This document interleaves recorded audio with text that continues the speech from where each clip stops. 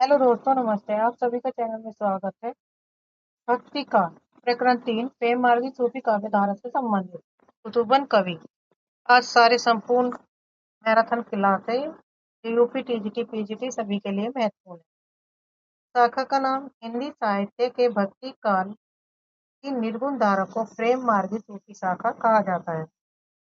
प्रेम का स्वरूप। सूफियों का क्या स्वरूप था? प्रेम का स्वरूप। सूफी कवियों ने लौकिक प्रेम का अर्थ है सांसारिक प्रेम के माध्यम से अलौकिक प्रेम, ईश्वरीय प्रेम का आभास कराया। काव्य शैली है।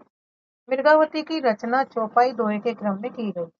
कवि कुतुबन के गुरु कौन थे? तो शेख बुरहान के शिष्य थे। किस राजा के आश्रय दाता के अंतर्गत थे? तो आश्रय दाता थे राजा कुतुबन और जौनपुर के बादशाह हुसैन शाह के आश्रित कवि। कुतुबन का समय था। इनका समय विक्रम की 16वीं शताब्दी का मध्य भाग संवत 1550 ईस्वी माना जाता है। मृगावती का रचना काल वर्ष है। यह कहानी सन 1909 हिजरी संवत 1558 ईस्वी में लिखी गई। मृगावती के नायक नायिका। इसके नायक चंद्रगिरी के राजा गणपति देव के पुत्र राजकुमार और नायिका कंचनपुर के राजा रूप मुरारी की कन्या मृगावती है। मृगावती की विशेषता क्या थी? तो मृगावती उड़ने की विद्या जानती थी। अन्य पात्र में राजकुमार ने मार्ग में रुक्मणी नाम की एक सुंदरी को एक राक्षस से बचाया और उससे विवाह किया। कथाकंत। राजकुमार अपनी खोज पूरी करके मृगावती के राज्य में उसके साथ 12 वर्ष तक राज किया। मृगावती की रचना और उसकी कथा। रचना काल है। कुतुबन ने मृगावती नाम की कहानी चौपाई दोहे के क्रम में सन 909 हिजरी संवत 1558 ईस्वी में लिखी। मुख्य पात्र है जिसमें है चंद्रनगर यानी कि चंद्रगिरी के राजा गणपति देव के राजकुमार और कंचनपुर के राजा रूप मुरारी की कन्या, यानी जो कंचनपुर का राजा था उसकी कन्या थी मृगावती की प्रेम कथा का इसमें वर्णन है। कहानी का सारांश है। राजकुमार मृगावती पर मोहित हो जाता है और मृगावती उड़ने की विद्या जानती थी। एक दिन राजकुमार को धोखा देकर वह उड़ जाती है। राजकुमार योगी बनकर उसकी खोज में निकलता है। रास्ते में वह रुक्मणी नाम की सुंदरी को एक राक्षस से बचाता है और उससे विवाह करता है। अंत में राजकुमार उस नगर में पहुंचता है जहां मृगावती अपने पिता की मृत्यु के बाद राज सिंहासन पर बैठकर राज्य कर रही थी। वह वहां उसके साथ 12 वर्ष तक रहता है। मृगावती का अंत। राजकुमार की मृत्यु आखेट यानी कि शिकार के समय हाथी से गिरकर हुई। सती प्रथा का उल्लेख है। राजकुमार की मृत्यु के बाद उसकी दोनों रानियां मृगावती और रुक्मणी आनंद के साथ सती हो जाती है। यानी कि उस समय क्या था, मृगावती के समय में सती प्रथा का भी उल्लेख हुआ है, क्योंकि दोनों रानियां राजकुमार की मृत्यु के बाद सती हो जाती है। दूसरे कवि है कवि मंजन का परिचय। इनके जीवन के संबंध में इतिहास में कुछ ज्ञात नहीं है। मंजन की प्रसिद्ध रचना। मंजन की एकमात्र प्रसिद्ध रचना मधुमालती है, जिसकी एक खंडित अधूरी प्रति प्राप्त। मधुमालती की काव्य शैली मृगावती के समान। इसमें भी 5 चौपाई और ढालियों के उपरांत एक दोहे का क्रम रखा गया। आध्यात्मिक विशेषता। मृगावती की अपेक्षा मधुमालती की कल्पना अधिक विशद, विस्तृत, हृदयग्राही और इसमें प्रकृति के अधिक दृश्यों का समावेश है। मधुमालती का नायक कनेसर नगर के राजा सूरजभान का पुत्र मनोहर है। मनोहर किसका पुत्र है? सूरजभान का। और कहाँ के थे वे? कनेसर नगर के राजा थे। इस कथा का नायक है मधुमालती की नायिका, जो महाराष्ट्र की नगर की राजकुमारी मधुमालती इसकी मुख्य नायिका है। प्रथम मिलन किस प्रकार का है? अप्सराएं जो सोते हुए मनोहर को रातों रात महाराष्ट्र नगर की राजकुमारी मधुमालती की चित्रशाला में रख देती है, जहां दोनों का पहली बार मिलन होता है। दोनों आमने सामने होते हैं। नायक का पूर्व जन्म का प्रेम। मनोहर का मानना था कि मधुमालती से उसका अनुराग कई जन्मों का। तय नायिका प्रेमा।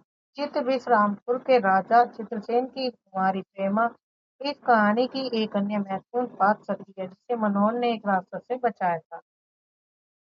प्रेमा का आदर्श चरित्र। प्रेमा के पिता मनोहर से उसका विवाह प्रेमा का करना चाहते थे। प्रेमा का विवाह किससे करना चाहते थे? मनोहर से।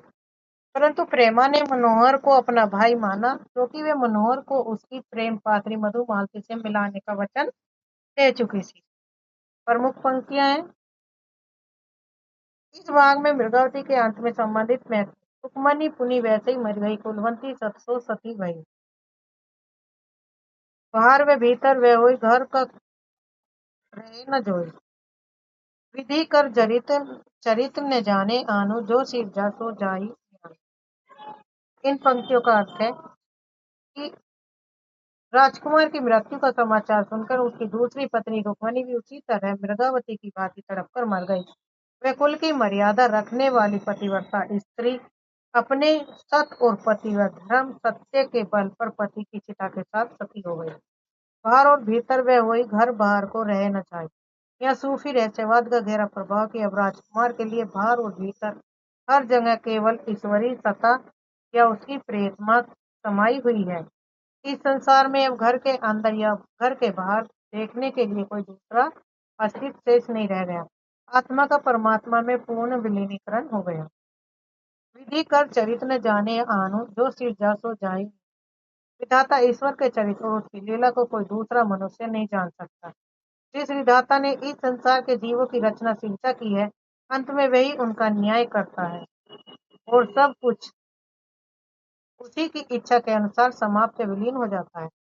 नाम और शर्त। मधुमालती की माता का नाम रूप मंजरी था, जिसने मनोहर का प्रेम न छोड़ने पर मधुमालती को पक्षी हो जाने का श्राप दिया। उपनायक ताराचंद। पक्षी बनी मधुमालती को कुंवर ताराचंद नाम के एक राजकुमार ने पकड़ा, क्योंकि मधुमालती को ताराचंद का रूप मनोहर से मिलता जुलता लगा था। पिंजरे का स्वरूप। ताराचंद ने पक्षी रूपी मधुमालती को एक सोने के पिंजरे में रखा। ताराचंद की प्रतिज्ञा। मधुमालती के प्रेम की कहानी सुनकर ताराचंद ने उसे उसके प्रियतमा मनोहर से मिलाने की प्रतिज्ञा की। पुनः मनुष्य बनना। मधुमालती की माता ने मंत्र पढ़कर जल छिड़का, जिससे मधुमालती पक्षी से मनुष्य के रूप में आ गई। ताराचंद का आदर्श।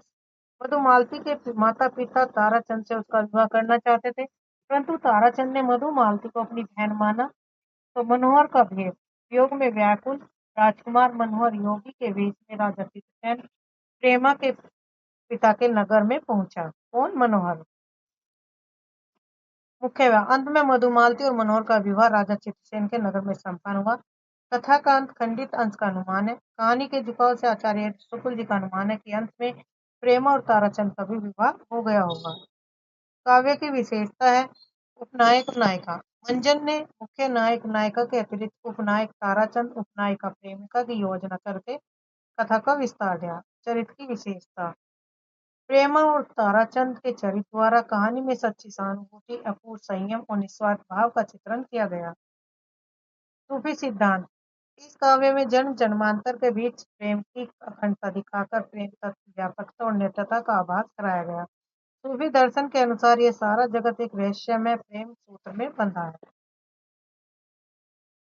सूफी विचारधारा। सूफी सब रूपों में ईश्वर की छिपी हुई ज्योति प्रकाश को देखकर मुग्ध होते हैं।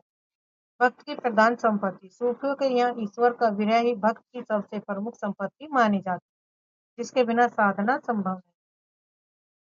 संसार का स्वरूप। जिसके हृदय में विरह होता है, उसके लिए यह संपूर्ण संसार एक स्वच्छ दर्पण बन जाता है, जिसमें परमात्मा का आभास दिखाई देता है। मधुमालती का अनुमानित रचनाकाल। मंजन की रचना का ठीक संवत ज्ञात नहीं है, परंतु यह निश्चित रूप से विक्रम संवत 1550 से 1595 ईस्वी पद्मावत की रचना काल के बीच की है। जायसी का साक्ष्य। तीसरे कवि जायसी हैं। मलिक मोहम्मद जायसी ने अपने सुप्रसिद्ध ग्रंथ पद्मावत में अपने से पूर्व लिखे गए 4 मुख्य प्रेम काव्यों का उल्लेख किया। यानी कि पद्मावत लिखने से पहले 4 मुख्य ग्रंथ कौन कौन से इंपोर्टेंट है? ये है मुग्धावती, सपनावरी या सपनावती कथा, मृगावती, मधुमालती और प्रेमावती। 4 पुस्तक है, 4 ग्रंथ है, चारों इंपोर्टेंट। प्राप्य और अप्राप्य यानी कि प्राप्त जानकारी और जिनकी जानकारी प्राप्त नहीं। इन चारों में से मृगावती और मधुमालती उपलब्ध हो चुके हैं, जबकि शेष 2 मुग्धावती और प्रेमावती अभी तक इनके बारे में जानकारी प्राप्त नहीं है। रचनाकार। क्रम जायसी के उल्लेख के अनुसार मधुमालती की रचना कुतुबन की मृगावती के पीछे यानी कि बाद की ठहरती है। पीछे का अर्थ बाद। दी गई पंक्तियां मंजन की पंक्तियों में ईश्वर के स्वरूप का वर्णन। देखत ही पहचाने तो ही यही रूप जही छदेऊ मोहि। यही रूप बुत अहे छपाना यही रूप सब सृष्टि समान। यही रूप शक्ति सोसियु यही रूप त्रिभुवन कर जी। यही रूप प्रगटे भो बेसा यही रूप जग रंग निरासा। कवि ईश्वर को संबोधित करते हुए कहता है कि मैंने देखते ही तुझे पहचान लिया क्योंकि यह वही रूप है जिसने मुझे अपनी ओर आकर्षित या मोहित कर लिया। इसी रूप चेतना में मूर्ति या दृश्य जगत छिपा हुआ है और इसी रूप में ईश्वर पूरी सृष्टि में समाया हुआ है। यही रूप शिव और शक्ति का मूल है और इसी से तीनों लोकों के जीवों में परम प्राण है। इसी परमात्मा ने संसार में अनेक भेद धारण किए हैं। यहाँ तक कि संसार का रंग गरीब और राजा भी इसी रूप में है। विरह का महत्व मंजन की पंक्तियां हैं। विरह अवधि अवगय अपारा कोटि माही एक परे तय न पारा। विरह की जगत अवृथा जाही विरह रूप यह सृष्टि सभारी। नैन विरह अंजन जिन सारा विरह रूप दर्पण संसारा।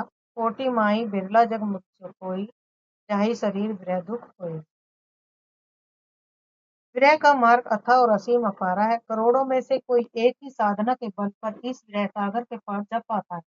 विरह के बिना ये संसार व्यर्थ और वृथा चला जाता है। यह पूरी सृष्टि की ही विरह का रूप है।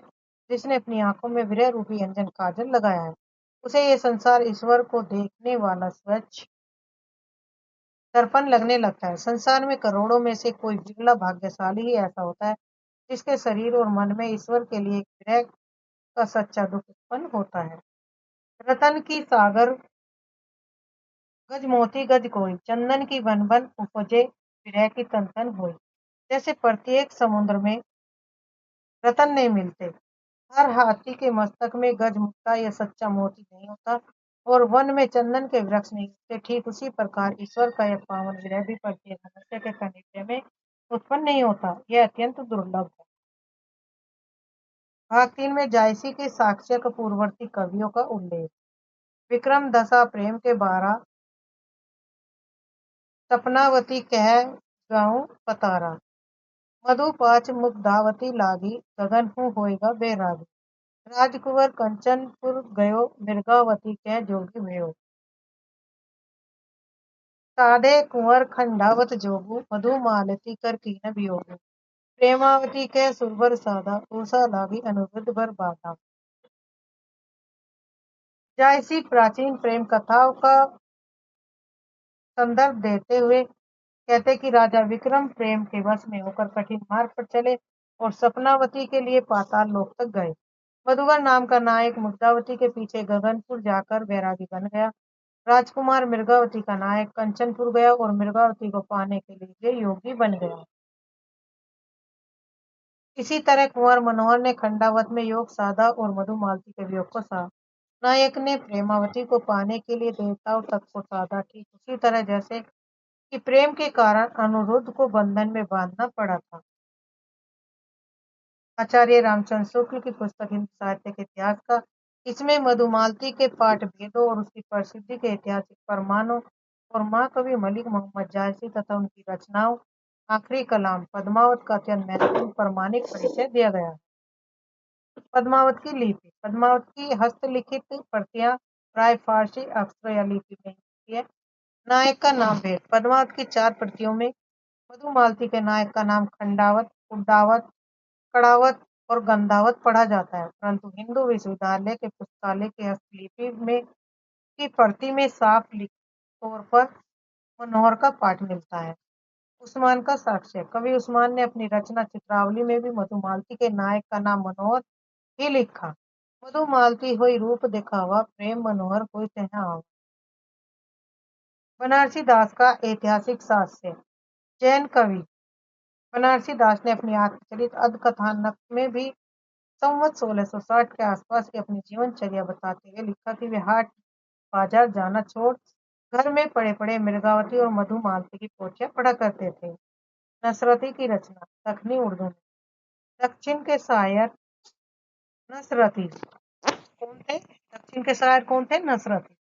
संवत 1700 में मधुमालती के आधार पर दक्षिणी उर्दू में गुल्स ने इसके नाम से एक प्रेम कहानी लिखी। मलिक मोहम्मद जायसी के गुरु कौन थे? तो प्रसिद्ध फकीर शेख मोइन जी के शिष्य थे जायसी। वे जायस नगर में रहते थे। आखिरी कलाम की रचनाकार यह पुस्तक सन 936 ईस्वी सन 1528 ईस्वी के लगभग बाबर के समय में फारसी अक्षरों में लिखी गई। इसमें बाबर बादशाह की प्रशंसा है। इसमें आखिरी कलाम जायसी का जन्म और वर्ष। आखिरी कलाम में जायसी ने लिखा, भा अवतार मोर 9 सदी 30 बरस ऊपर कवि बदी, अर्थात जन्म 900 हिजरी माने तो उसके 30 वर्ष बाद उन्होंने कविता लिखनी शुरू की थी। इसने जायसी ने पद्मावत का निर्माण काल जायसी के अनुसार सन 927 कथा आरंभ बैन कवि कहा, यानी कि यहाँ पर जायसी कहते हैं कि पद्मावती की कथा का आरंभ कवि ने 927 हिजरी सन 1520 ईस्वी के लगभग किया। दी गई पंक्ति है जैन कवि बनारसी दास की ये पंक्तियां हैं। मधुमालती मृगावती की प्रसिद्धि का प्रमाण, तब घर में बैठे रहे नाइन हाट बाजार, मधुमालती मृगावती कोठी दोयल चार। ये तब की बात है कि जब वे मधुमालती को पढ़ते रहते थे तो वे ना बाजार जाते थे ना थकते बाहर निकलते थे। घर में बैठे बैठे क्या करते थे? मधुमालती और मृगावती की पोथियों को पढ़ा करते।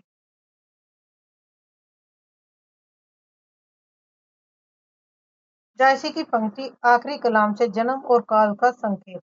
अवतार मोर 9 सदी 30 बरस पर कवि, यानी कि जब 900 हिजरी में हुआ तो जब उनकी उम्र 30 वर्ष से पूरी तब उन्होंने रचना काव्य रचना लिखनी आरंभ की।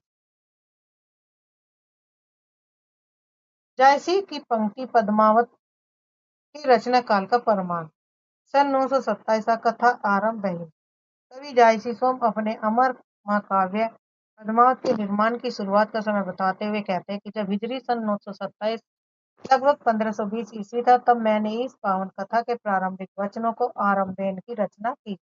तो लिखना शुरू किया था। इस ग्रंथ को आरंभेन का लिखना शुरू किया था। आचार्य रामचंद्र शुक्ल की पुस्तक हिंदी साहित्य का इतिहास। मलिक मोहम्मद जायसी के साहेबक शेरशाह सूरी की प्रशंसा। पद्मावत का बांग्ला अनुवाद, उनके जीवन के अंतिम समय, सारी रूप, उनकी 3 प्रमुख रचनाओं के परिचय और कबीरदास के साथ उनकी तुलनात्मक विशेषताओं का प्रामाणिक विवेचन। शाही वक्त, समय का राजा। जायसी ने पद्मावत में अपने समय के शासक शेरशाह सूरी की प्रशंसा मसनवी शैली के अनुसार। पद्मावत का निर्माण काल विवाद। शेरशाह का शासन सन 1540 से 947 ईस्वी में हुआ। शुक्ल जी के अनुसार जायसी ने ग्रंथ का कुछ भाग 1520 ईस्वी में बनाया और उसे 19 से 20 वर्ष पीछे शेरशाह के समय में पूरा किया। पद्मावत का बांग्ला में अनुवाद किसने किया? तो ये अराकान राज्य के वजीर मगन ठाकुर ने सन 1650 ईस्वी के आसपास आलो जाला नामक कवि से पद्मावत का बांग्ला में अनुवाद किया था। इंपोर्टेंट है पार्ट में 27 बनाम 47।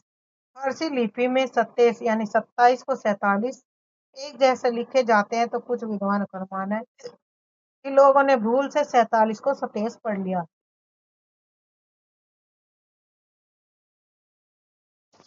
राज के सम्मान। जायसी अपने समय के सिद्ध फकीर थे और अमेठी के राजघराने में भी इनका बहुत मान सम्मान था। मृत्यु स्थल। जीवन के अंतिम दिनों में जायसी अमेठी से 2 मील दूर एक जंगल में रह करते थे जहां उनकी मृत्यु हुई। सारे रूप और शेरशाह की हंसी। जायसी एक आंख से काने और देखने में कुरूप थे। कहते हैं शेरशाह इन्हें देखकर हंसा था, जिस पर जायसी ने कहा,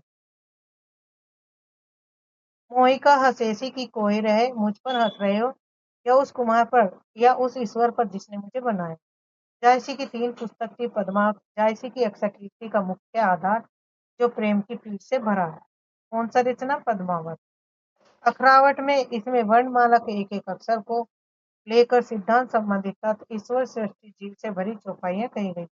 आखिरी कलाम, इसमें कयामत प्रलय का वर्णन है। कबीर बनाम जायसी शुक्ल जी का मत। कबीर की झाड़ फटकार हिंदू और मुसलमानों को चिढ़ाने वाली सिद्ध हुई।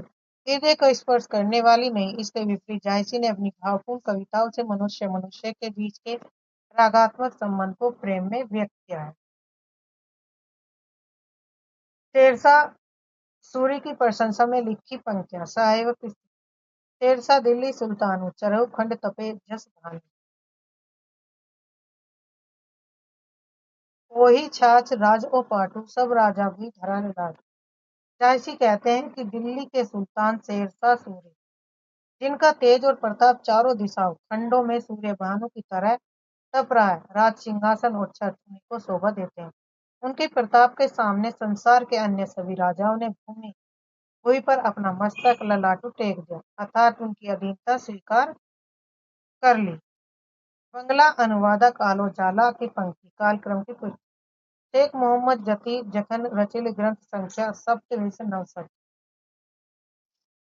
बंगला कवि आलो जाला पद्मावत का अनुवाद करते समय मूल ग्रंथ के रचना काल का उल्लेख करते हुए कहते हैं कि जब जखन यति सिद्ध पुरुष शेख मोहम्मद जायसी ने इस ग्रंथ की रचना की, तब हिजरी संख्या संवत नवसत 927 हिजरी, ये बंगला प्रति भी 927 हिजरी वाले पाठ का ही समर्थन करती है। सूफी कवियों का योगदान। कुतुबन और जायसी आदि कवियों से कम। इन कवियों ने प्रेम का शुद्ध मार्ग दिखाते हुए सामान्य जीवन की ऐसी दशाओं को सामने रखा जिसका हर मनुष्य के हृदय पर एक जैसा प्रभाव पड़ता। इन्होंने हिंदू और मुसलमान दोनों को आमने सामने लाकर उनके बीच के एक अजनबीपन को मिटाने का महत्वपूर्ण काम किया। मुसलमान होते हुए भी इन्होंने हिंदुओं की कहानियां हिंदुओं की ही बोली में पूरी सहजता के साथ कही। पद्मावत की विशेषता। पद्मावत में प्रेम गाथा की परंपरा अपनी पूर्ण प्रौढ़ता मैच्योरिटी को प्राप्त होती है और यह इस परंपरा का सबसे प्रसिद्ध ग्रंथ है। इस महाकाव्य में इतिहास और कल्पना का सुंदर मिश्रण है। इसका पूर्वार्ध पहला भाग पूरी तरह से काल्पनिक है और जबकि उत्तरार्ध दूसरा भाग ऐतिहासिक। पहला भाग क्या है? काल्पनिक और दूसरा ऐतिहासिक। इम्पोर्टेंट है ये कथन और आर में इनपुट में क्वेश्चन आता है कि पहला भाग ऐतिहासिक और दूसरा भाग काल्पनिक। तो यहाँ से ही आपके तथ्य वाले क्वेश्चन बनते हैं। पद्मावत की कथा का संक्षेप। कहानी की शुरुआत। पद्मावत का परिचय। सिंगल द्वीप के राजा गंधर्व सेव की कन्या पद्मावती रूप और गुणों में संसार में अद्वितीय थी। हीरामन तोता था जो पद्मावती के पास हीरामन नाम का एक बातूनी और बुद्धिमान तोता था। एक दिन जब वह पद्मावती से उसके योग्य वर न मिलने की बात कर रहा था, तब राजा ने सुन लिया और क्रोधित हो गए। तो राजा के डर से तोता वहां से उड़ गया था। रतन सेन तक पहुंचना। तोता उड़ते उड़ते कहाँ तक पहुंच गया था? रतन सेन तक। अब तोता उड़ते उड़ते एक बहेलिये ने पकड़ लिया और चित्तौड़ के एक ब्राह्मण को बेच दिया। उस ब्राह्मण से चित्तौड़ के राजा रतन सेन ने उसे 1 लाख रुपए लेकर खरीद लिया। कितने रुपए में खरीदा था? 1 लाख। इंपोर्टेंट है, छोटे छोटे तथ्य पूछ लिए जाते। नागमती का गर्व। राजा रतन सेन की रानी नागमती को अपने रूप पर बहुत घमंड था।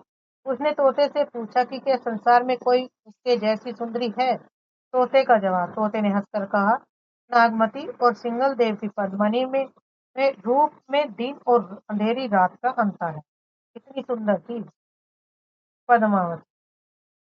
पद्मावती के रूप में और नागमती के रूप में कैसा अंतर है? अंधेरी रात का। जिससे डरकर रानी नागमती ने तोते को मारने का आदेश दिया, लेकिन दासी जो थी उसका नाम था चेरी, ने उसे छिपाकर जीवित रखा। राजा रतन सेन की सिंह की यात्रा और विवाह। योग साधना प्रस्थान। हीरामन तोते सुबह से पद्मावती के रूप का वर्णन सुनकर राजा रतन सेन मूर्छित हो गए। फिर योग में व्याकुल होकर जोगी योगी बन गए। उनके साथ 16,000 राजकुमार भी जोगियों के वेश में सिंगल द्वीप के लिए निकल पड़े। मंदिर में तपस्या। अनेक कष्ट झेल कर वे सिंगल पहुंचे। सेन वहां शिव के एक मंदिर में बैठकर पद्मावती का ध्यान और जप करने लगे। प्रथम मिलन और मूर्छा। श्री पंचमी के दिन, इस दिन था श्री पंचमी का दिन था, जब पद्मावती शिव पूजन के लिए मंदिर में आई, तो राजा रतन सेन उनके रूप को देखते ही मूर्छित हो गए। इतनी सुंदर थी रानी पद्मावती और दर्शन का पूरा लाभ नहीं उठा पाए। जागने पर वे बहुत अधीर थे। गढ़ पर चढ़ाई और युद्ध। पद्मावती के संदेश अनुसार रतन सेन ने शिव से सिद्धि प्राप्त कर रात में सिंगलगढ़ में घुसने का प्रयास किया, लेकिन पकड़े गए। राजा गंधर्व सेन पद्मावती के पिता ने उन्हें सूली देने जा रहे थे कि तभी 16,000 जोगियों ने गढ़ को घेर लिया और सब महादेव और हनुमान आदि देवताओं ने जोगियों की सहायता की, जिससे गंधर्व सेना की हार। विवाह। शिव को पहचान कर गंधर्व सेन ने उनके पैरों पर गिर पड़े और रतन सेन के साथ पद्मावती का विवाह कर दिया। इसके बाद दोनों चित्तौड़गढ़ वापस आ गए। राघव चेतन का निष्कासन और अलाउद्दीन की संधि इस प्रकार हुई। राघव चेतन का छल। रतन सेन की सभा में राघव चेतन नाम का एक पंडित था, जिसे यक्षिणी सिद्ध थी। उसने छल से प्रतिपदा को दैत्य कहकर आसमान में चंद्रमा दिखा दिया। इस धोखे के कारण राजा ने उसे देश से निकाल दिया। अलाउद्दीन का हस्तक्षेप। राजा से बदला लेने के लिए राघव चेतन दिल्ली के सुल्तान अलाउद्दीन खिलजी के दरबार में पहुंचा। उसने दान में मिले पद्मावती के कंगन दिखाकर उसके अद्वितीय रूप की प्रशंसा की। चित्तौड़ की घेराबंदी। अब अलाउद्दीन ने क्या करा, चित्तौड़ की घेराबंदी कर दी। इसके लिए पद्मावती को मांगने के लिए रतन सेन को पत्र भेजा। राजा के मना करने पर अलाउद्दीन ने कई वर्षों तक चित्तौड़ को घेरे रखा, पर वह उसे जीत न सका। रतन सेन भी क्या था, वीर योद्धा राजा था। दर्पण में रूप के दर्शन। दर्पण में रूप के दर्शन किसे होते हैं? अलाउद्दीन को दर्पण में अलाउद्दीन ने छल से संधि का प्रस्ताव भेजा और राजा का मेहमान बना। राजा के साथ शतरंज खेलते समय उसने सामने रखे एक दर्पण शीशे में पद्मावती के रूप की एक झलक देखी और देखते ही मूर्छित हो गया। राजा रतन सेन की गिरफ्तारी किस प्रकार से हुई? जब अलाउद्दीन वापस लौट रहा था तो सब शिष्टाचार के नाते राजा रतन सेन उन्हें भारी फाटक तक पहुंचाने गए। वहां अलाउद्दीन के छिपे हुए सैनिकों ने धोखे से राजा को पकड़ लिया और बंदी बनाकर दिल्ली ले गए। यह समाचार सुनकर पद्मावती अत्यंत व्याकुल हो गई। गोरा और बादल की वीरता और राजा की मुक्ति। यानी कि गोरा बादल जो थे दो सैनिक थे इनके, और वे किस प्रकार राजा को मुक्त कराते हैं। छल की योजना। राजा रतन सेन को दिल्ली से छुड़ाने के लिए गोरा और बादल नामक दो 20 क्षत्रिय सरदार थे, जो इन्होंने योजना बनाई और वे 700 पालकियों में सशस्त्र सैनिकों को छिपाकर दिल्ली पहुंचे। क्योंकि रतन सेन को तो अलाउद्दीन ले गया था पकड़ के, अब उसे छुड़ाना था किसे, गोरा और बादल। राजा की रिहाई। उन्होंने बादशाह को संदेश भेजा कि पद्मिनी आत्मसमर्पण से पहले अपने पति से मिलना चाहती है। अनुमति मिलते ही एक ढकी हुई पालकी राजा की कोठरी के पास रखी गई, जिससे में से एक लोहार ने निकलकर राजा रतन सेन की बेड़ियां काट दी। गोरा का बलिदान। रतन सेन घोड़े पर सवार होकर सुरक्षित निकल गए और शाही सेना को पीछे आते देख वृद्ध गोरा ने कुछ सिपाहियों के साथ उनका रास्ता रोका और वीरगति को प्राप्त हुई, जबकि बादल राजा को लेकर चित्तौड़ सुरक्षित पहुंच गया।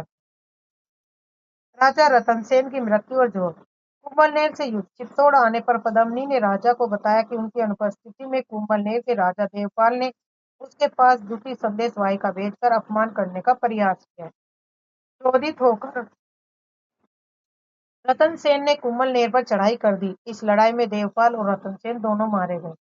सती जोड़। रतन सेन का शव जब चित्तौड़ लाया गया तो उनकी दोनों रानियां नागमती और पद्मावती हंसते हंसते अपनी पत्नी की चिता में बैठकर सती हो गई। अलाउद्दीन अलाउद्दीन की निराशा। इसके बाद जब अलाउद्दीन खिलजी अपनी सेना लेकर चित्तौड़ पहुंचा तो वहां उसे केवल राख का ढेर मिला। इसकी राख का ढेर पद्मावती। पद्मावत का आध्यात्मिक और दार्शनिक प्रतीक। अलगेरी जायसी ने ग्रंथ के अंत में स्पष्ट किया कि यह केवल एक लौकिक कहानी नहीं बल्कि इसके पास आध्यात्मिक प्रतीकों को भी दर्शाते हैं। तीन चित्राऊ मन राजा कीना। यानी कि चित्तौड़ जो था वो मानव शरीर तन का प्रतीक था और राजा रतन सेन मन के प्रतीक। चित्तौड़ किसका था? शरीर का, तन का। यह सिंगल बुद्धि पद्मनी चिन्ह। सिंगल दीप हृदय का प्रतीक और पद्मनी बुद्धि और परमात्मा का प्रतीक। तोता जो था गुरु का प्रतीक था, जय फल दिखावा। हीरामन तोता हुआ जो गुरु का प्रतीक था, जिसने ईश्वर तक पहुंचने का मार्ग दिखाया। नागमती ये दुनिया धंधा। रानी नागमती सांसारिक प्रपंचों और माया की प्रतीक। राघव दूत सोई शैतान। राघव जो चेतन था वो शैतान का प्रतीक था, जो मार्ग से भटकता है। माया अलाउद्दीन सुल्तानु सुल्तानु अलाउद्दीन जो तो माया मोह का प्रतीक था। माया रूप बदलने में माहिर था। साहित्य और काव्यगत विशेषता। शैली इसकी रचना फारसी की मसनवी शैली पर आधारित है, लेकिन इसमें श्रृंगार और वीर रस वर्णन भारतीय काव्य परंपरा के अनुसार हुआ। रूप वर्णन।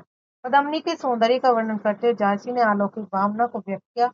जैसे दिए गए पदों में बालों की तुलना मेघ घटा से और मुख की तुलना चंद्रमा से की गई है।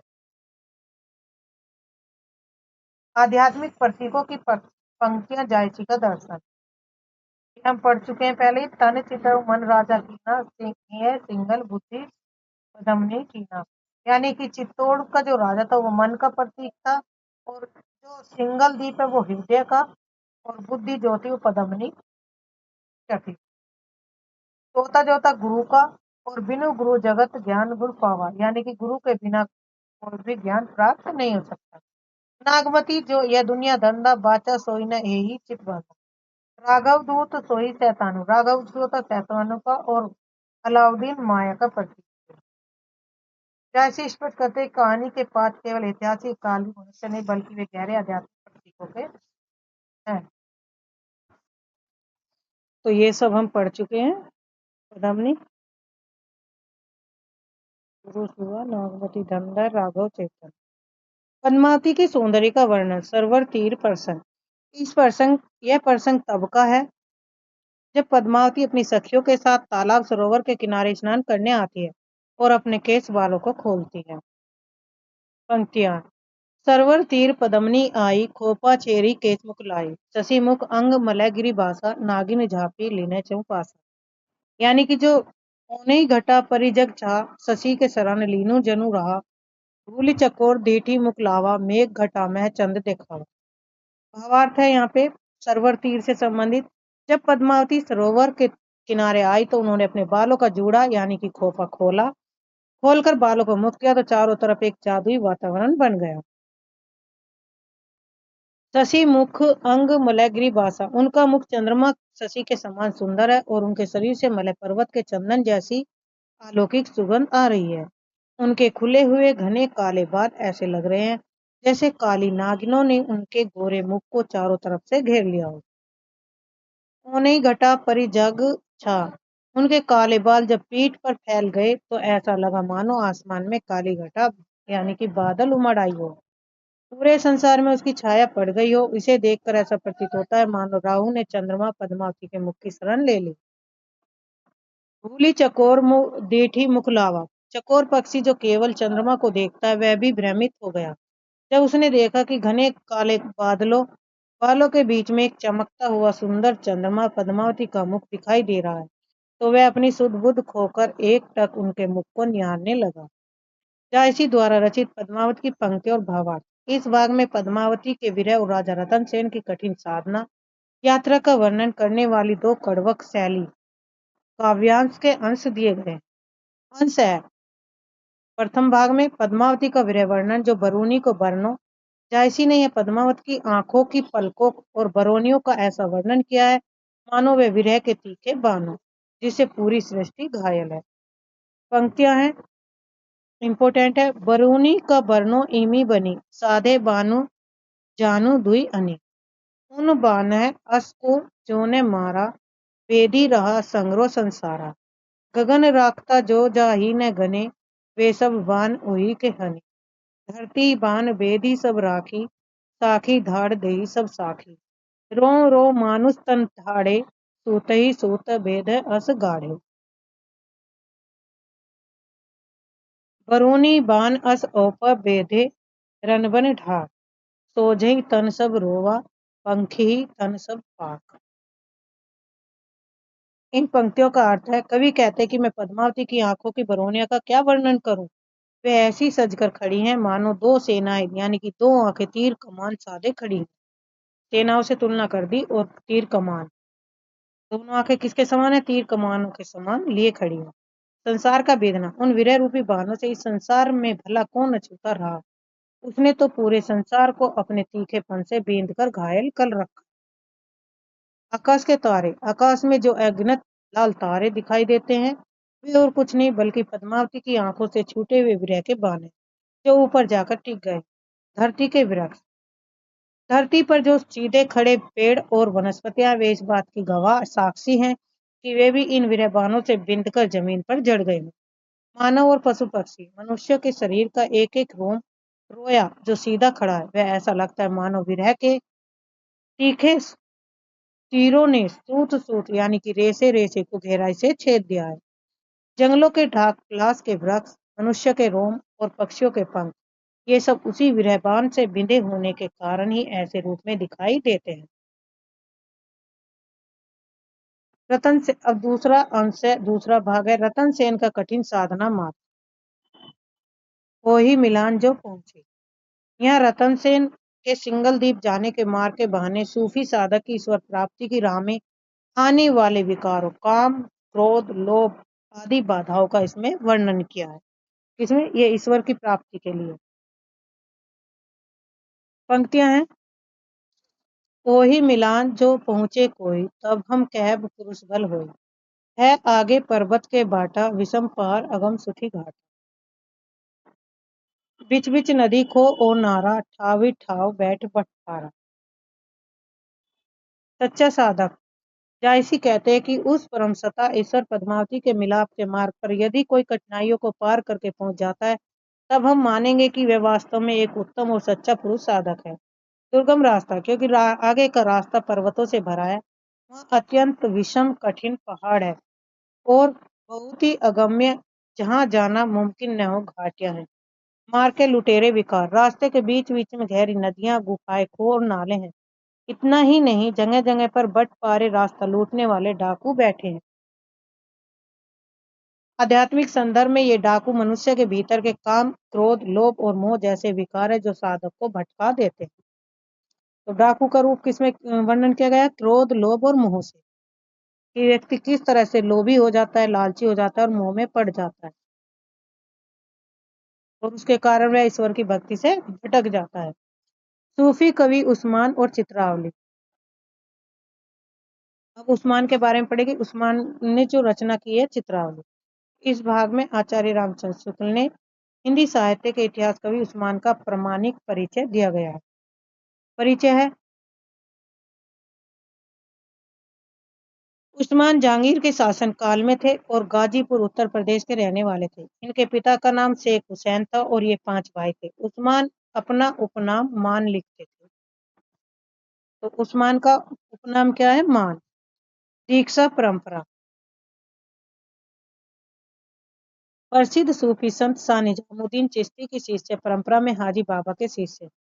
ग्रंथ रचना, इन्होंने सन 1613 ईस्वी में 1022 हिजरी चित्रावली नामक प्रसिद्ध सूफी प्रेमाख्यान काव्य की रचना की। इस पुस्तक की शुरुआत में इन्होंने ईश्वर स्तुति, पैगंबर, 4 खलीफा, तत्कालीन बादशाह जहांगीर और अपने गुरु हाजी बाबा की प्रशंसा की। उस्मान का आत्म परिचय आदि हुता विधि माथे। कवि उस्मान ने गाजीपुर नगर का वर्णन करते हुए कविता और अमरता के संबंध में अपना परिचय दिया। पंक्तियां हैं। आदि हुता विधि माते लिखा, अक्षर चारी पढ़े हम सीखा। देखत जगत चला सब जाई, एक वचन पे अमर रहाई। वचन समान सुधा जग नाई, जेहि पाए कवि अमर राही। मोहू चाहू उठा पुन हिय, होऊ अमर यह अमृत पिए।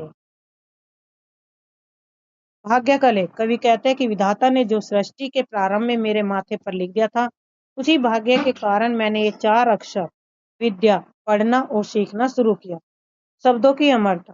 मैं देख रहा हूँ कि यह पूरा संसार नश्वर है और एक दिन सब समाप्त हो जाएगा, लेकिन मनुष्य का कहा हुआ एक वचन, उसकी कृति या काव्य रूपी शब्द हमेशा अमर रहता है। काव्य रूपी अमृत। इस संसार में सुंदर वचनों में काव्य के समान कोई दूसरा अमृत सुधा नहीं, जिसे प्राप्त करके कवि हमेशा के लिए इतिहास में अमर हो जाते हैं। कवि की इच्छा। मेरे हृदय में भी यही चाव इच्छा जागृत हुआ कि मैं इस काव्य रूपी अमृत को पीकर यानी इस ग्रंथ की रचना करके हमेशा के लिए अमर हो जाऊं। भाग द। जोगियों का अंग्रेजों के द्वीप पहुंचना। बलदीप देखा अंग्रेजा। उस्मान ने चित्रावली के योगी ढूंढन खंड में नायक को खोजने के लिए जोगियों को दुनिया के अनेक देशों में काबुल, खुरासान, मिस्र, इस्तांबुल, गुजरात आदि में भेजा। इसमें सबसे अनोखी बात यह थी कि उन्होंने अंग्रेजों के द्वीपों का भी इसमें वर्णन किया था। किसने? उस्मान ने अपनी रचना चित्रावली में। वलदीप देखा अंग्रेजा, तहा जाई जही कठिन करेजा, ऊंच नीच धन संपत्ति हेरा, मद बारह भोजन जिन केरा। जोगियों ने अंग्रेजों के का वह द्वीप वलदीप ब्रिटेन भी देखा, जहाँ केवल वही व्यक्ति जा सकता था जिसका कलेजा बहुत मजबूत या कठिन। अंग्रेजों का रहन सहन।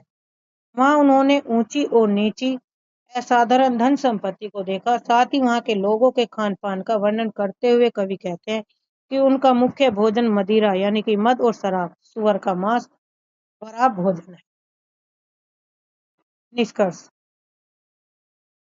इस पाठ में दिखाया गया है कि कैसे उस्मान ने अपनी रचना चित्रावली में जायसी की ही मसनवी शैली और काव्य परंपरा का पूरी तरह अनुकरण किया, लेकिन इसमें समकालीन वैश्विक भौगोलिक और संदर्भों में जैसे अंग्रेजों के द्वीप को भी जोड़ा गया।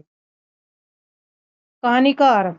कहानी का आरंभ नायक सुजान कुमार के जन्म और की अद्भुत घटना से होता है।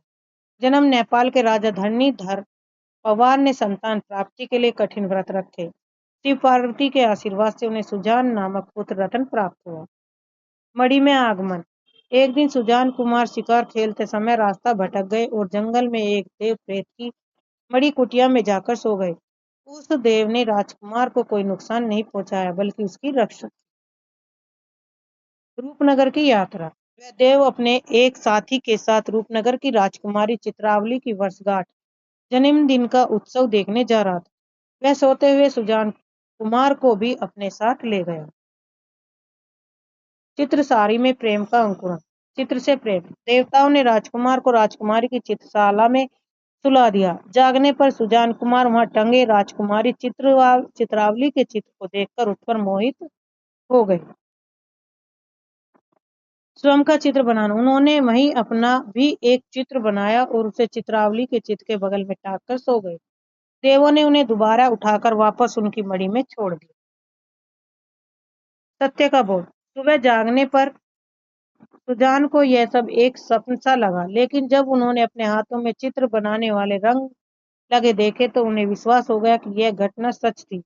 वे चित्रावली के वियोग में व्याकुल रहने लगे और बाद में वे अपने सहपाठी मित्र सुबुद्धि नामक ब्राह्मण के साथ वापस उसी मड़ी में आए। वहां एक विशाल अन्न सत्र मुक्त भोजन केंद्र खोल दिया। राजकुमारी की विरह दशा और मार्ग में बाधाएं। यानी कि जिस तरह से राजकुमार वियोग में तड़प रहे थे राजकुमारी के, तो उसी वही दशा किसकी थी? राजकुमारी की भी थी। राजकुमारी का विरह। उधर राजकुमारी चित्रावली भी सुजान का चित्र देखकर उनके प्रेम में व्याकुल हो गई और उसने जोगियों के वेश में अपने दूतों को राजकुमार को खोजने के लिए भेजा। कुटीचर की दुष्टता। इसी बीच एक दुष्ट कुटीचर चाटुकार सेवक ने राजकुमारी की मां हीरा से चुगली कर दी, जिसके बाद राजकुमारी की मां ने सुजान का वह चित्र दिलवा दिया। क्रोधित होकर चित्रावली ने उस कुटीचर का सिर मुड़वाकर उसे महल से निकाल दिया। अद्भुत संकट और जादुई बचाव। चित्रावली के भेजे गए जोगियों में से एक जोगी सुजान कुमार को ढूंढते हुए उनके अंत सत्य तक पहुंचा और उन्हें रूपनगर ले आया। वहां एक शिव मंदिर में सुजान और चित्रावली का पहली बार आमना सामना हुआ। ठीक उसी समय बदला लेने की ताक में बैठे उस दुष्ट कुटीचर ने धोखे से राजकुमार को अंधा कर दिया और एक गुफा में डाल दिया, जहां उन्हें एक विशाल अजगर ने निगल लिया। हालांकि सुजान के भीतर जल रही विरह की अलौकिक अग्नि ज्वाला से घबराकर अजगर ने उन्हें वापस उगल दिया था। गुफा में एक वनमानुष ने सुजान की आंखों में एक जादुई अंजन काजल लगा दिया, जिससे उनकी आंखों की रोशनी दृष्टि फिर से लौट आई। इसके बाद जब वे जंगल में घूम रहे थे तो एक हाथी ने उन्हें पकड़ लिया। तभी एक विशाल पक्षीराज गरुड़ या उड़ने वाला पक्षी उस हाथी को उठाकर उड़ा जिससे घबराकर उसने राजकुमार को समुद्र तट पर गिरा दिया। कुमलावती की फुलवारी में आगमन। इस प्रकार भटकते हुए सुजान कुमार जो सागरगढ़ नामक नगर में पहुंचे, वहां की राजकुमारी थी कुमलावती और उसके महल की फुलवारी यानी कि उसके बगीचे में आराम करने लगे। यहीं से कहानी में कुमलावती का प्रवेश होता है, जिसका वितरण अगले पृष्ठों में मिलेगा। उस्मान द्वारा रचित चित्रावली केवल एक मनोरंजक प्रेम कहानी नहीं है, बल्कि पद्मावत की तरह ही यह एक उच्च कोटि का आध्यात्मिक और दार्शनिक रूपक है। सूफी मत के अनुसार आत्मा का परमात्मा से मिलन ही सच्चा प्रेम है। इस कहानी के पात्रों, घटनाएं जिन आध्यात्मिक प्रतीकों को दर्शाते हैं, उनका विस्तृत विश्लेषण इस प्रकार है। पात्रों के आध्यात्मिक प्रतीक। नायक सुजान कुमार, जो साधक आत्मा से संबंधित है।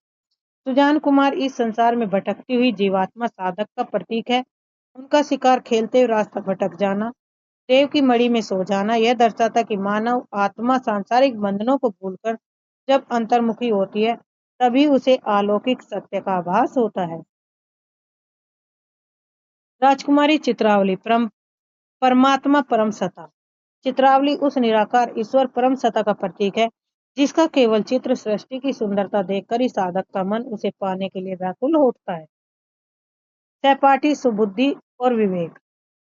सुजान कुमार का एक मित्र सुबुद्धि साधक के भीतर की अच्छी बुद्धि और विवेक का प्रतीक है, जो ईश्वर की खोज में अंत सत्य खोलने जैसी निस्वार्थ साधना में साधक का साथ देता है। दुष्ट कुटीचर है, जो कुबुद्धि शैतान माया का प्रतीक है। कहानी में जो कुटीचर बार बार बाधाएं खड़ी करता है, राजकुमार को अंधा करता है, गुफा में गिराता है, और वह मनुष्य के भीतर की बुरी बुद्धि, अहंकार और काम क्रोध जैसे विकारों और शैतानों का प्रतीक है, जो साधना के मार्ग को भंग करता है। कुमलावती सांसारिक आकर्षण है। मार्ग में मिलने वाली दूसरी राजकुमारी कुमलावती सांसारिक सुखों और सिद्धियों की प्रतीक है। सुजान कुमार का उससे विवाह करना, परंतु प्रतिज्ञा के कारण दूरी बनाए रखना, यह दिखाता है कि सच्चा साधक संसार में रहते हुए भी सांसारिक मोह माया में पूरी तरह लिप्त नहीं होता। घटनाओं का आध्यात्मिक संदेश, यानी कि जो ये घटनाएं घटी, उनका आध्यात्मिक संदेश क्या मिलता है। चित्र सारी में चित्र देखना, ईश्वर का आभास होना। राजकुमार का चित्रावली के चित्र को देखना सूफी दर्शन में के हुस्न सौंदर्य के सिद्धांत को दर्शाता है। सूफियों का मानना है कि इस संसार की हर सुंदर वस्तु में ईश्वर सौंदर्य की झलक है, जिसे देखकर आत्मा व्याकुल हो उठती है। अंधा होना और अजगर का निगल जाना। कठिन साधना, नफ्स का दमन। कुटीचर द्वारा अंधा किया जाना, अजगर के पेट में जाना साधक की अंधेरी रात का प्रतीक है। यह साधना की उस कठिन अवस्था को दिखाता है, जहाँ साधक को अपनी इंद्रियों को मारना पड़ता है और घोर कष्ट सहने पड़ते हैं। विरह की ज्वाला से अजगर ने उसे वापस उगल दिया। यह दिखाता है कि यदि साधक के भीतर ईश्वर से मिलने की विरह अग्नि सच्ची हो, तो मृत्यु और काल अजगर भी उसका कुछ नहीं बिगाड़ सकते। वन मानुष द्वारा अंजन लगाना और ज्ञान की प्राप्ति होना। आंखों की रोशनी वापस आना साधक के ज्ञान चक्षु तीसरे नेत्र के खुलने का प्रतीक, जिसके बाद उसे संसार का वास्तविक और आध्यात्मिक रूप दिखाई देने लगता है। समुद्र का तूफान और यात्रा। सूफी काव्य में समुद्र और तूफान को पार करना संसार रूपी भव सागर को पार करने की कठिन परीक्षा माना गया है। उस्मान ने सुजान कुमार के माध्यम से यह संदेश पहुंचाया कि ईश्वर चित्रावली को पाने का मार्ग बहुत दुर्गम है। इसमें पग पग पर रुकावटें हैं, कुटीचर, अजगर, हाथी आएंगे और कई बार सांसारिक प्रलोभन कुमलावती भी भटकाएंगे। लेकिन जो साधक बुद्धि और सतबुद्धि के अपनी प्रतिज्ञा पर अड़िग रहता है, वह अंततः परम आनंद परमात्मा से मिलन को प्राप्त कर लेता है। कुमलावती और सुजान कुमार का प्रश्न। मोर छल से कैद। सुजान कुमार को देखकर कुमलावती मोहित हो गई है। उसने सुजान कुमार को भोजन पर बुलाया और धोखे से उनके भोजन के बर्तन में अपना कीमती हार रखवा दिया। इसके बाद चोरी का झूठा आरोप लगाकर राजकुमार को कैद कर लिया गया। वीरता और विवाह। इसी बीच सोहिल नाम के एक राजा ने कुमलावती के रूप की प्रशंसा सुनकर उस पर चढ़ाई कर दी। सुजान कुमार ने वीरता दिखाते हुए सोहिल को युद्ध में बाहर भगाया। अंत में सुजान कुमार ने प्रतिज्ञा की, जब तक वे अपनी असली प्रेमिका चित्रावली से नहीं मिल जाते, तब तक वे कुमलावती से शारीरिक संबंध नहीं बनाएंगे। इस शर्त के साथ दोनों का विवाह हुआ और वे गिरनार की यात्रा पर निकल गए। चित्रावली से मिलन की राह। जोगी दूत की खोज। चित्रावली द्वारा भेजे गए एक जोगी दूत ने गिरनार में सुजान कुमार को पहचान लिया। तुरंत जाकर चित्रावली को उसकी सूचना दी। वह दूत चित्रावली का पद लेकर वापस लौटा और सागरगढ़ में धुनी रमाकर बैठ गया। उसकी आध्यात्मिक सिद्धि की बात सुनकर सुजान कुमार उसके पास आए और उसके साथ रूपनगर पहुंचे। चित्रावली के पिता की चिंता। इसी दौरान सागरगढ़ के एक कथक गायक ने चित्रावली के पिता राजा की सभा में सोहिल राजा के साथ हुए युद्ध और सुजान कुमार की वीरता के गीत गाए। इन्हें सुनकर राजा को अपनी पुत्री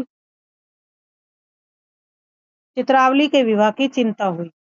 राजा ने देश विदेश के राजकुमारों के चित्र लाने के लिए 4 चित्रकार भेजे। दूत का बंदी होना और राजा का क्रोध। जोगी दूत सुजान कुमार को एक सुरक्षित स्थान पर बैठाकर चित्रावली को समाचार देने जा रहा था, लेकिन एक दासी ने ईर्ष्यावश द्वेषवश यह बात रानी को बता दी। इस कारण दूत को रास्ते में ही कैद कर लिया गया। दूत के न लौटने पर सुजान कुमार व्याकुल होकर चित्रावली का नाम पुकारने लगे। यह देखकर राजा ने उन्हें मारने के लिए एक मतवाला हाथी छोड़ा, परंतु सुजान कुमार ने उस हाथी को भी मार डाला। सुखद अंत, विवाह और स्वदेश की वापसी। चित्र द्वारा पहचान।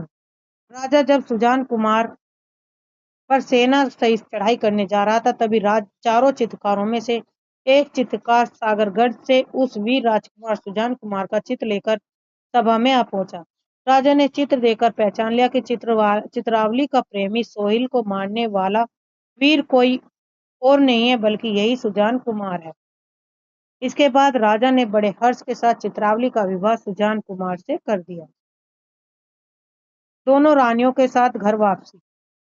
कुछ समय बाद सागरगढ़ की कुमलावती ने विरह से व्याकुल होकर हंसमिश नामक दूत को सुजान कुमार के पास भेजा। दूत ने ब्रह्म और भंवर की अनुयुक्ति प्रतीक के माध्यम से कुमार को कुमलावती के निश्चल प्रेम की याद दिलाई। इस पर सुजान कुमार और चित्रावली को साथ लेकर अपने देश नेपाल की ओर चल पड़े। रास्ते में कुमलावती भी अपने साथ ले लिया। मार्ग में समुद्र के भयानक तूफान को पार करते हुए राजकुमार अपनी दोनों रानियों चित्रावली और कुमलावती के साथ नेपाल पहुंचे। वहां सुखपूर्वक रहने लगे। कथा वस्तु का निष्कर्ष। चित्रावली महाकाव्य का अंत एक सुखद संयोग के साथ होता है। नायक सुजान कुमार अपनी वीरता और दृढ़ प्रतिज्ञा के बल पर अपनी दोनों प्रेमिकाओं कुमलावती और चित्रावली को प्राप्त करने में सफल होते हैं। अनेक बाधाओं जैसे कि चोरी का झूठा आरोप, दूत का बंदी होना और मतवाली हाथी का हमला को पार करते हुए अंत में वे दोनों रानियों के साथ सकुशल अपने घर राज्य नेपाल लौट आते हैं। साहित्य और आध्यात्मिक विशेषताएं। आचार्य रामचंद्र शुक्ल ने इस ग्रंथ में बनावट पर टिप्पणी करते हुए लिखा। जायसी का अनुकरण। उस्मान ने इस ग्रंथ को लिखने में मलिक मोहम्मद जायसी की पद्धति को पूरी तरह पालन किया। जायसी से पूर्व के सूफी कवि अपनी रचनाओं में प्रत्येक 5 दोपाइयां, चौपाइयां और अर्धालियों के बाद एक दोहा रखते थे, लेकिन जायसी ने 7 चौपाइयों का क्रम शुरू किया। उस्मान ने भी अपनी रचना में इसी 7 चौपाइयों वाले क्रम को अपनाया। आध्यात्मिक दृष्टिकोण। पद्मावत की तरह इस कहानी की रचना भी गहरे आध्यात्मिक धरातल पर हुई। इसमें नायक सुजान कुमार को केवल एक सांसारिक प्रेमी और राजकुमार के रूप में नहीं, बल्कि एक कठिन साधना वाले साधक के रूप में चित्रित किया गया, जो ईश्वर रूपी सत्ता को पाने के लिए निरंतर संघर्ष करता है। सूफी कवि शेख नबी और उनकी रचना ज्ञानदीप का परिचय। चित्रावली के प्रतीक और दार्शनिक व्याख्याकार गदखंड। आचार्य रामचंद्र शुक्ल ने इस पृष्ठ की शुरुआत में उस्मान की चित्रावली के प्रतीकों को दार्शनिक रूप से स्पष्ट करते हुए कहा। कुमलावती और चित्रावली अविद्या और विद्या। यहाँ कुमलावती अविद्या जो अज्ञान सांसारिक भ्रम का और चित्रावली विद्या यानी कि सत्य ज्ञान परमात्मा का प्रतीक है। सुजान का अर्थ है ज्ञानवान, बुद्धिमान साधक। साधना काल में जब तक मनुष्य अविद्या कुमलावती का सामना नहीं करता तो उसे वश में नहीं रखता, तब तक उसे सच्चे ज्ञान या विद्या चित्रावली की प्राप्ति नहीं हो सकती। इसीलिए सुजान ने चित्रावली को पाने से पहले कुमलावती के साथ शारीरिक संबंध न बनाने की प्रतिज्ञा की थी। सरोवर कीड़ा और ईश्वर की प्राप्ति। पुस्तक में वर्णित सरोवर कीड़ा का प्रसंग सीधे तौर पर ईश्वर की प्राप्ति की साधना की ओर संकेत करता है। चित्रावली गहरे जल में छिपकर कहती है कि जो मुझे ढूंढ लेगा उसकी जीत समझी जाएगी। यह ईश्वर के इस संसार में छिपे होने और साधक द्वारा उन्हें खोजने की परीक्षा का प्रतीक है। चित्रावली की प्रमुख काव्य पंक्ति और भावार्थ। चित्रावली की जो काव्यात्मक पंक्ति है कड़वक और उद्भव से ली गई है। महादेव जी का वरदान। पंक्ति है, सुख देत हो आपन अंसा, तब तोरे होइयो निज बंसा। महादेव जी महादेव जी का वरदान। देखत देत हो अपन अंसा, अब तोरे हुई निज वंसा। भावार्थ है, महादेव शिव की राजा धरणीधर की तपस्या से प्रसन्न होकर उन्हें वरदान देते हुए कहते हैं, हे राजा देखो, मैं तुम्हें अपने ही तेज का एक अंश पुत्र रूप में दे रहा हूँ। अब इसी अंश से तुम्हारे अपने वंश की परंपरा आगे बढ़ेगी। इसी अंश से सुजान कुमार का जन्म हुआ, जो परम योगी शिव के अंश माने। सरोवर कीड़ा प्रश्न। ईश्वर की खोज। जब चित्रावली पानी में छिप जाती है, तब उसकी सखिया उसे खोजने का प्रयास करती है। यह साधक द्वारा ईश्वर को खोजने की व्याकुलता का रूपक है। पंक्तियाँ। सरवर ढूंढी सब पची रही, चित्रनय खोज न पाव काई। निकसी तीर भई बैरागी, धरे ध्यान सुख बिनवे लागी। उपत तो ही पावही का जानी, प्रगट में जो रहे छपाई। चतुरानन पढ़ी चारों वेदु, रहा खोजी पे पाऊ न भेदू। हम अंधी जई आपने सूझा, भेद तुम्हार कहाँ लो बूझ। कौन सो ठाऊं जहाँ तुम नाई, हम चक ज्योति नहीं देखई काहीं। खोज तुम्हार सो जही दिखराऊ, पंथ कहाँ होई जोगी भय और बहु पढ़े ग्रंथ। अभिराम की खोज। चित्रावली ईश्वर रूप सत्ता को खोजने के लिए सारी सखियां सरोवर में ढूंढ ढूंढ कर थक गई, बची रही, लेकिन उस अनुपम रूपवती चित्रनी का कहीं भी पता नहीं चला।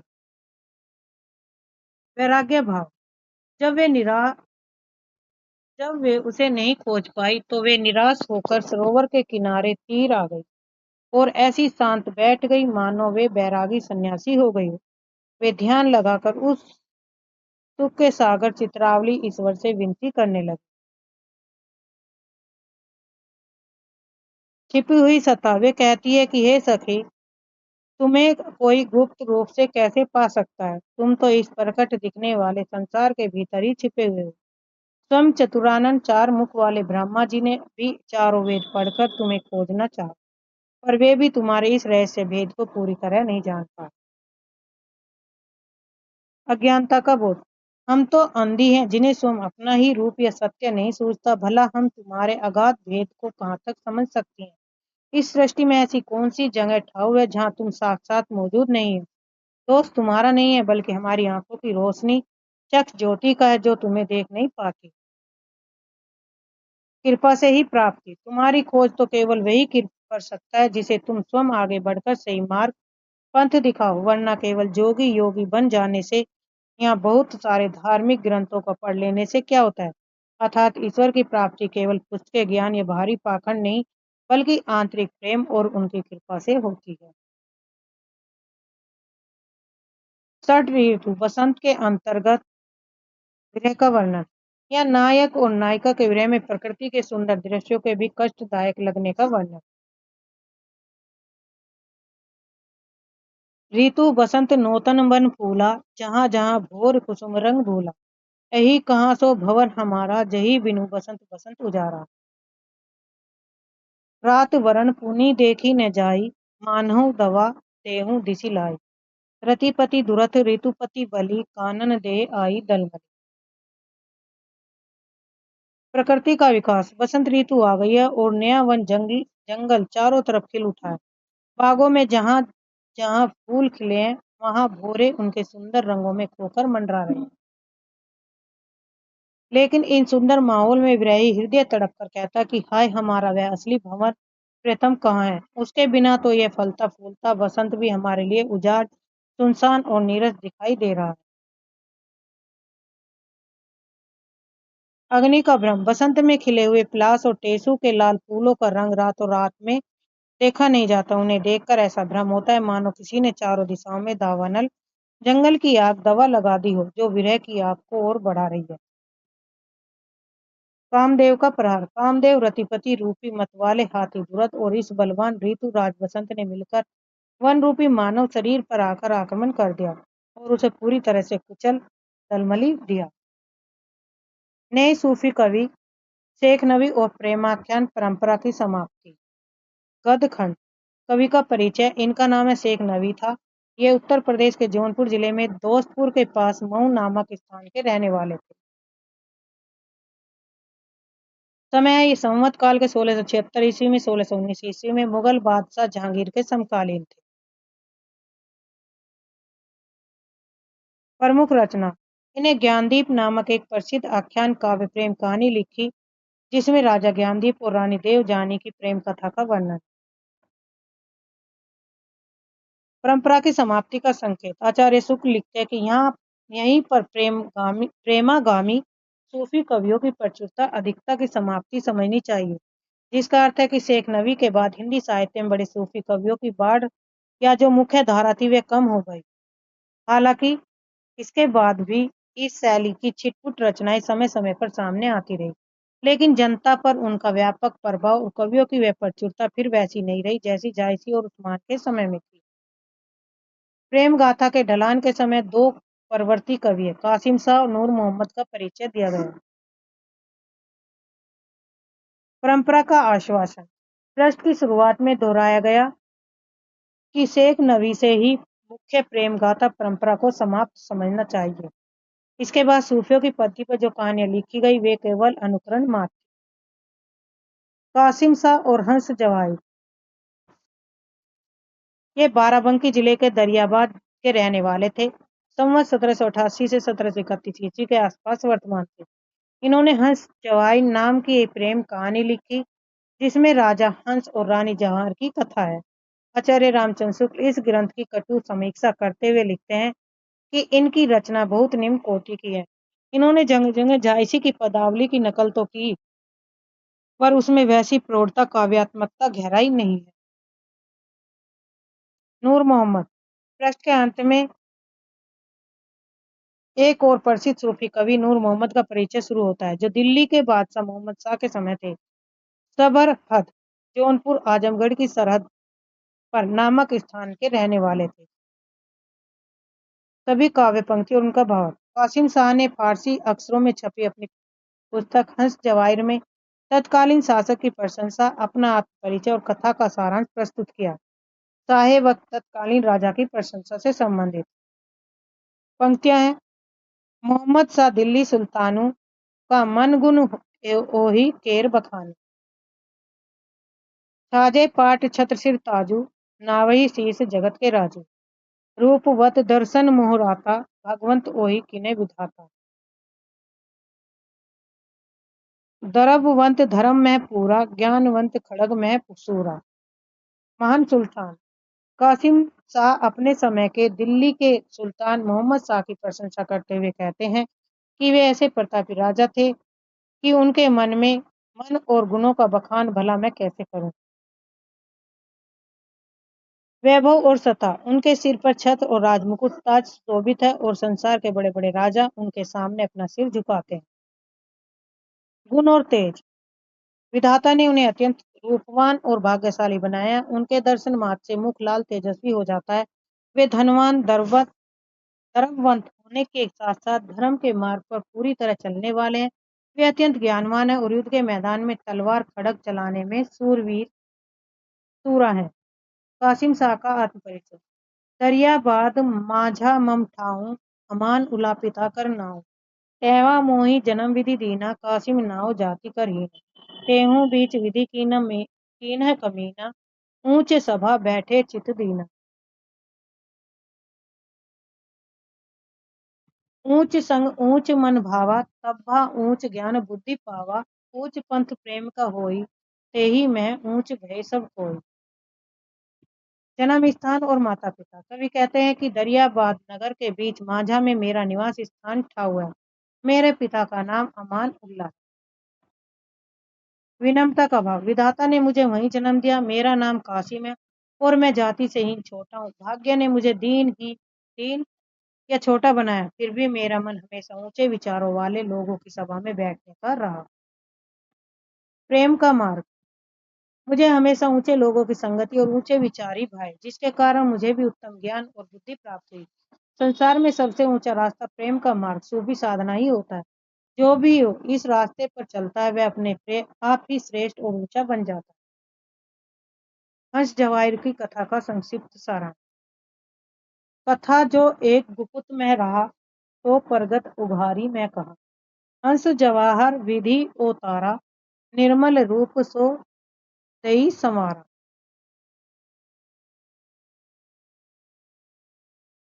बलख नगर बुरहान सुल्तानु, तेही घर हंस वह जस जानु।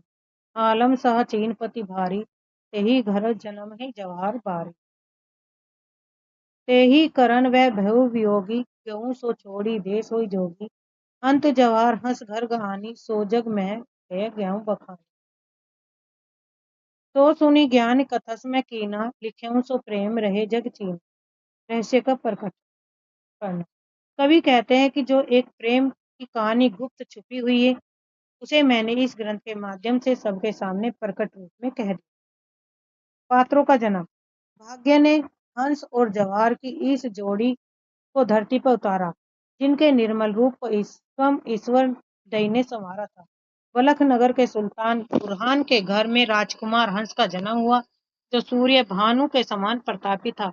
दूसरी ओर चीन के महान राजा चीनपति आलम शाह के घर में रूपमती राजकुमारी जवाहर ने जन्म लिया। साधना और अंत। जवाहर के प्रेम के कारण ही राजकुमार हंस वियोगी हो गए और अपना देश छोड़कर जोगी योगी साधक बनकर निकल पड़े। अंत में वे अनेक कष्ट उठाकर जवाहर को ब्याहकर अपने घर ले आए और उनकी यही कहानी संसार में प्रसिद्ध है। लेखन का उद्देश्य। इस ज्ञान और कथा को सुनकर ही मैंने इस ग्रंथ की रचना और इसे इसलिए लिखा ताकि संसार में प्रेम का यह प्रतीक और पहचान हमेशा जिंदा रहे। अति महत्वपूर्ण कवि नूर मोहम्मद के जीवन वृत्त और उनकी प्रसिद्ध रचना इंद्रावती के कथासार और उसकी पंक्तियों का भावार्थ दिया गया है, जो इस प्रकार है। पारिवारिक पृष्ठभूमि। नूर मोहम्मद बाद में अपनी ससुराल भादो जिला आजमगढ़ चले गए। उनके ससुर शमसुद्दीन का कोई वारिस नहीं था, इसलिए वे रहने लगे वहीं। उनके दो पुत्र हुए, गुलाम हुसैन और नसरुद्दीन। विद्वता और भाषा का ज्ञान। नूर मोहम्मद फारसी के अच्छे विद्वान आलिम थे। उन अन्य सूफी कवियों की तुलना में इन्हें हिंदी काव्य भाषा का बहुत गहरा ज्ञान था। फारसी में इन्होंने एक दीवान और रोजतुल हकायक जैसी किताबें लिखी, जो नष्ट हो गई। इंद्रावती ग्रंथ संवत 1801 से 1744 ईस्वी। यह संवत 1801 में लिखा गया एक सुंदर आख्यान काव्य है। उसमें कालिंजर के राजकुमार और आगमपुर की राजकुमारी इंद्रावती की प्रेम कहानी। काव्य पद्धति। नूर मोहम्मद ने पुरानी पद्धति जायसी से पहले की परंपरा का पालन करते हुए प्रत्येक 5-5 चौपाइयों के बाद एक दोहे का क्रम रखा। आचार्य शुक्ल लिखते हैं कि इसी इंद्रावती ग्रंथ को सूफी पद्धति का अंतिम ग्रंथ मानना चाहिए। अनुराग बांसुरी का संकेत। पृष्ठ के अंत में उनकी दूसरी विलक्षण पुस्तक अनुराग बांसुरी की चर्चा शुरू होती है, जिसकी भाषा अत्यधिक संस्कृत और संस्कृत गंभित है। सभी पंक्तियां और उनका भावार्थ। नूर मोहम्मद इंद्रावती से दो प्रमुख अंश दिए गए। शाहे वक्त, जो तत्कालीन राजा सुल्तान मोहम्मद शाह की प्रशंसा है।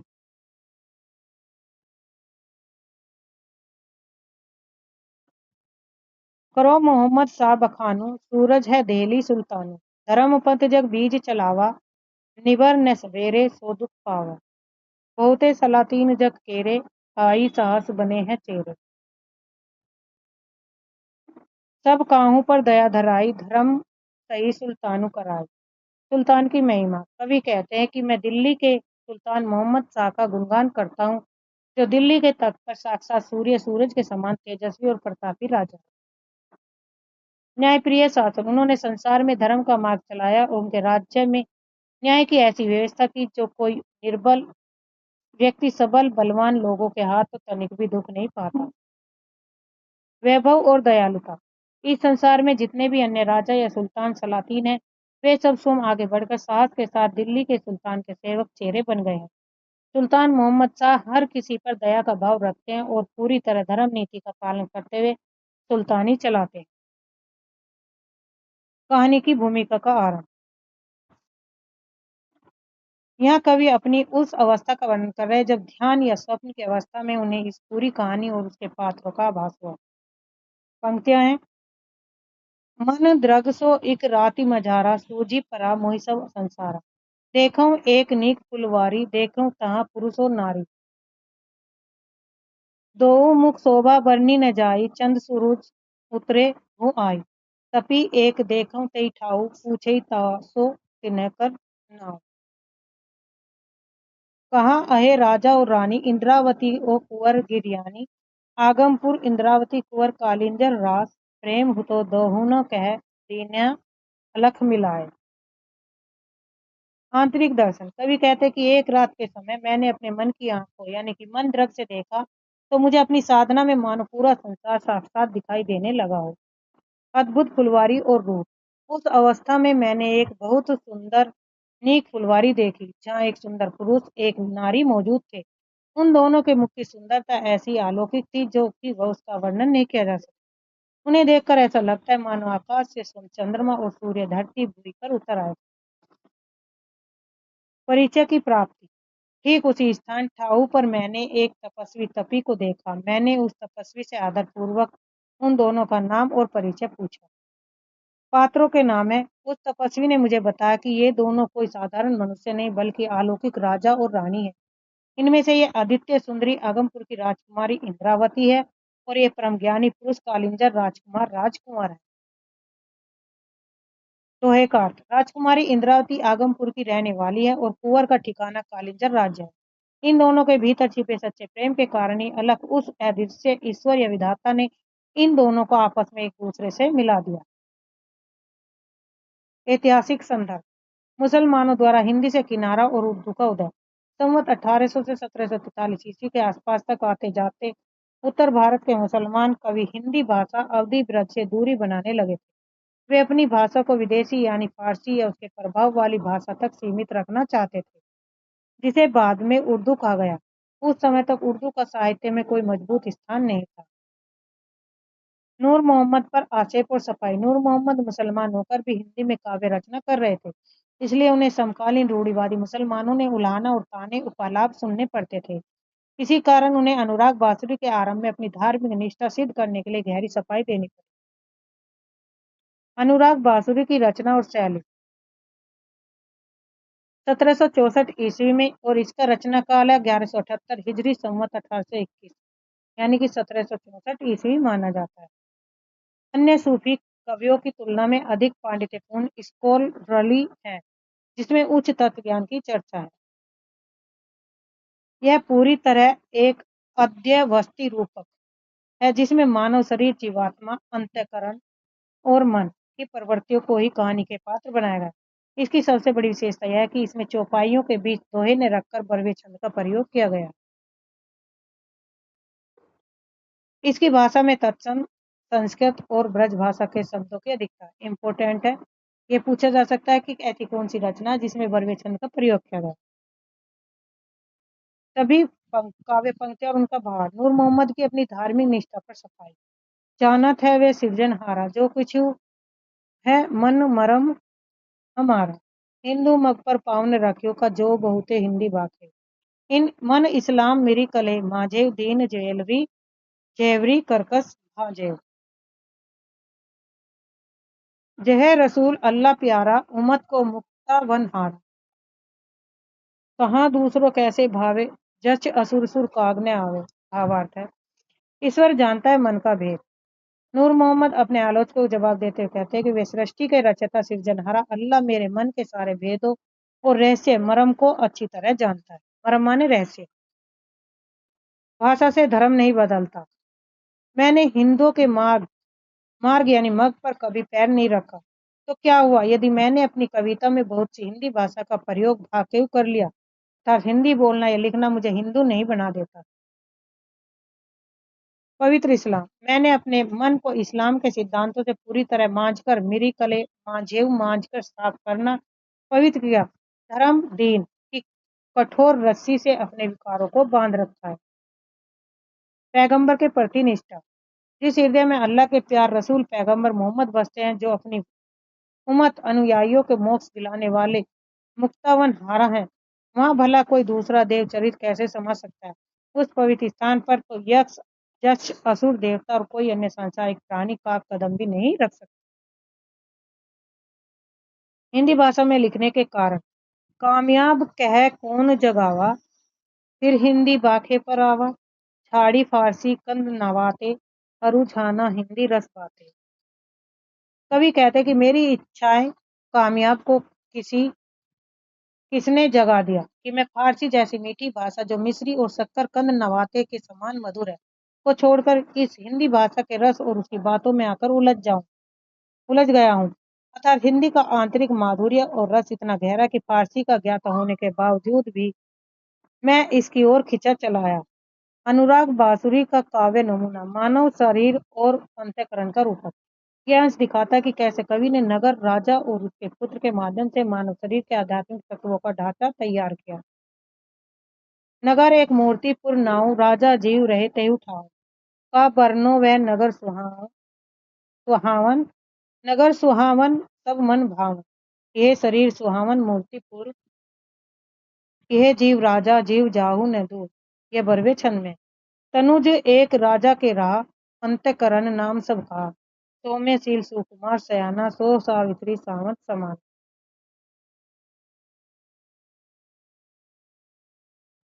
सरल सरनी जो सो पग धरे नगर लोग सुधे पग धरे वक्र पंथ जो राखे पाऊ अवे अधु सब हो बटाओ रहे सगाती ताके पतन टावा एक संकल्प विकल्प तो दूसरा नावे।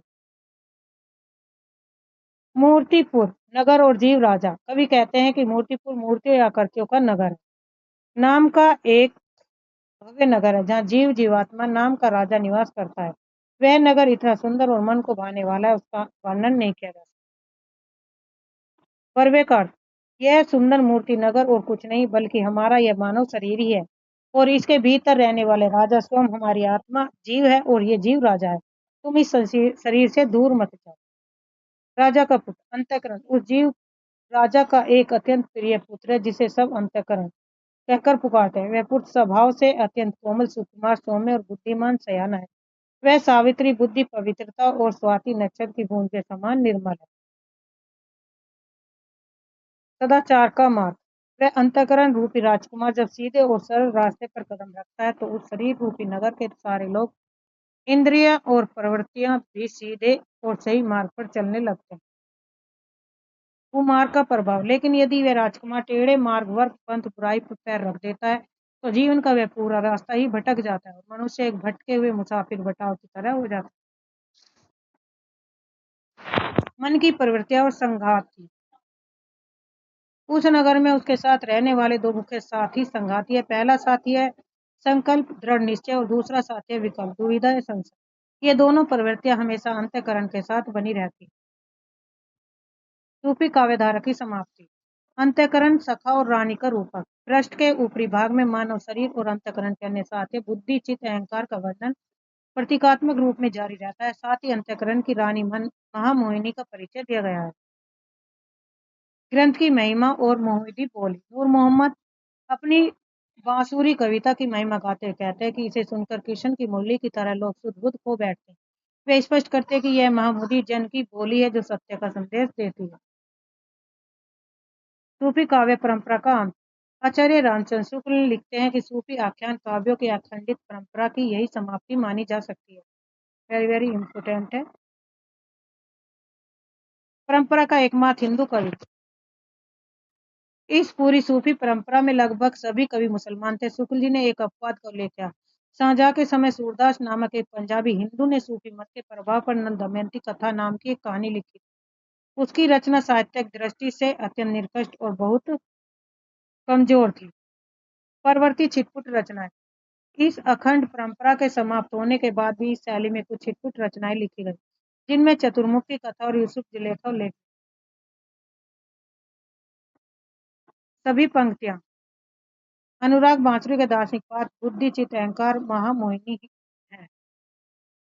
बुद्धि चित्त दुई सखा सरेखा जगत बीच गुण अवगुण देखा अंतकरण पास नित आवे दर्शन देख सुख पावे अहंकार ते ही तीसर सखा निरंतर रहे चारी के अंतर नेतक अंतर। अंतकरण सदन एक रानी महामोहिनी नाम परम सियानी बरनी न पारो सुंदर ताई सकल सुंदरी देखी ल जाए सब मंगला देखी असी से चाहे लोचन बनते वही से कुंतल झारत कांदा डोरे लख चितवन सो चपला मारे अपने मुंज रूप वह धारा रूप गर्भवती जगत मझारा प्रीतम प्रेम पाई वह नारी प्रेम गर्विता भाई प्यारी सदा ने रूप रहत है अंत नसाई प्रेम रूप के नासे ते घटी जाए। यह बरवे चंद। बुद्धि और चित्त। कवि कहते हैं कि बुद्धि और चित्त मन की चेतना अंतःकरण रूपी राजकुमार के दो श्रेष्ठ और बुद्धिमान मित्र सखा थे, जो इस संसार में गुण और अवगुण का विवेक करते थे। वे दोनों नित्य अंतःकरण के पास आते और उसके दर्शन पाकर असीम सुख का अनुभव करते। अहंकार। उनका तीसरा निरंतर साथ देने रहने वाला मित्र अहंकार। ये चारों अंतःकरण बुद्धि चित्त अहंकार आपस में इस तरह घुले मिले रहते हैं कि उनके बीच बहुत ही सूक्ष्म नैसुख अंतर रह जाता है। रानी मनमोहिनी का सौंदर्य। अंतःकरण के महल सदन की एक रानी जिसका नाम महामोहिनी है और वह अत्यंत चतुर रसायना है। उसके अलौकिक सौंदर्य का वर्णन नहीं किया जा सकता, जिसे देखकर संसार की सभी सुंदरियां लज्जित हो जाती है। उसे साक्षात आदि शक्ति सर्वमंगला भी आशीर्वाद देती है और चाहती है कि वह हमेशा उसकी सबकी आंखों के केंद्र में बसी रहे। मायावी प्रभाव। जब वह अपने कुंतल केस बाला को संवारती है तो ऐसा लगता है मानो वह सांसारिक मोह का फंदा डाल रही है। उसकी एक तिरछी चितवन नजर बिजली चपला गिरने के समान तीखी चोट करती है। वह सुंदर स्त्री दारा अपने रूप के कारण पूरे संसार रूप गर्वता अपने रूप को घमंड करने वाली कहलाती। परवे का अर्थ है जब वह नारी अपने प्रियतम का सच्चा प्रेम पा लेती है तो वह प्रेम गर्विता प्रेम के गर्व से युक्त हो जाती है। परंतु कवि सचेत करते हैं कि यह बाहरी रूप सौंदर्य हमेशा रहने वाला नहीं। अंत में यह नष्ट नसाई हो जाता है और रूप के नष्ट होने के साथ ही उसमें उपजा सांसारिक प्रेम भी धीरे धीरे घट जाता है। केवल ईश्वर का आंतरिक प्रेम ही शाश्वत है। अनुराग बांसुरी काव्य की महिमा और धार्मिक पक्ष।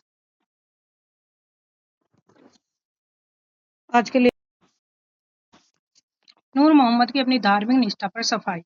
जानत है सिरजन आरा जो कछु की मन परम हरमा। हिंदू मत पर पाँव न रखे। ये हो गई पंक्तियां। पावर पवित्र इस्लाम पैगंबर के प्रति निष्ठा। हिंदी भाषा में लिखने के कारण कामयाब वह कह कौन जगावा फिर हिंदी बाके पर आवा छाड़ी फारसी कंद नवाते और जाना हिंदी रचना।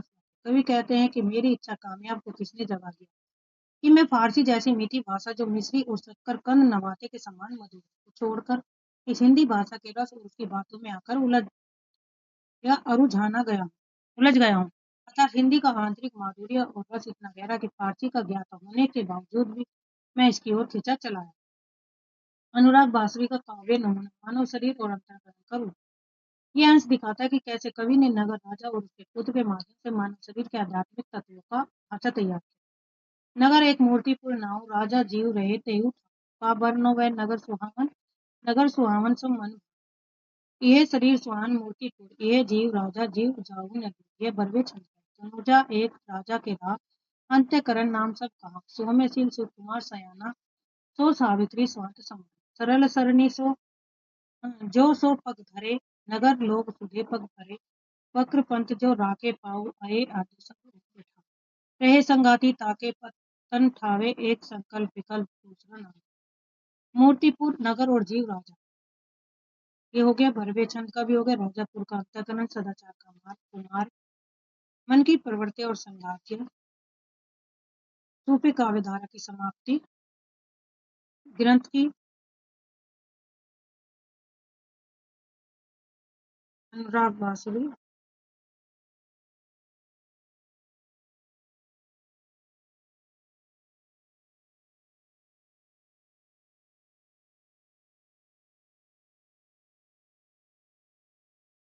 अब पढ़ेंगे हम धार्मिक पक्ष। वो था आध्यात्मिक पक्ष और धार्मिक। यह बांसुरी सुने सो कोई हृदय स्रोत खुला जई हुई निसरत नाद बारुनी साथा सुनी सुधि चेत रहे कई आथा सुनते जो यह शब्द मनोहर होत चेत कृष्ण मुरलीधर।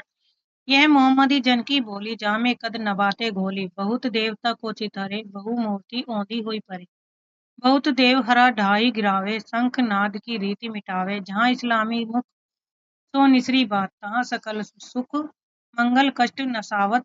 यह बरवे चंद्र हृदय का जागृत होना। नूर मोहम्मद कहते हैं कि इस अनुराग बांसुरी काव्य को केवल वही व्यक्ति सुन सकता है जिसके हृदय का आध्यात्मिक स्रोत यानी कि प्रेम का झरना खुल गया हो। इसे वही सुन सकता है।